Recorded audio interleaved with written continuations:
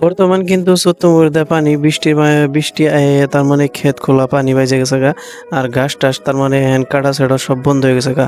তে অ্যাকচুয়ালি আমি নিপিয়ার ঘাস বুনছিলাম বাড়ির চতুর্মুড়তে কিছু গুইঞ্জা দিছিলাম হিকর গুইনা আইনে।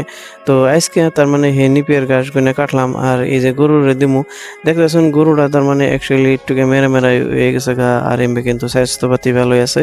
তে যাই হোক এনকে নিপিয়ার ঘাস খায় না তো ট্রাই করবার নিগে এহেন কিছু কতটি কাটলাম। আর কাটার পরে দেখবা নিছি যে ওম্বে এনে দিলাম, দেওয়ার পরে দেখি যে না ভালোই খেবে নিছে। তো গরুটাই খেবে নিছে আর ভাবলাম যে তেলে কটা কাইটা দেই, ছোট করে দেই। আর নিপিয়ার ঘাসগুলো অ্যাকচুয়ালি বহুতই ভালো। আর ইনকা ঘাসগুলো তার মানে ভেড়া, ছাগল, বরকিয়ে, গরু তার মানে সবই খায় না বহুতই আরাম পায়। আর ইনকার ডালগুলো কিন্তু বহুতই কসমা ডাল একবারে নরম। তো ইনকা তার মানে চাবে তার মানে গরু সম্পূর্ণ ঘাসগুলো খায়। আর কাইটা ভুজুরি করে দিলে অ্যাকচুয়ালি আরো ভালো হয়। কিন্তু আমি অল্প কটা কাটছি দিকে আর কাইটা ভুজুরি করে দেই নাই। ওম্বে এনে দিছি, দেওয়ার পরে ওম্বে খেয়ে বানিয়েছে গরুয়ে। একদম কাঁচা ঘাস পায়ে তার মানে একবারে পাগল হয়ে গেছে গা।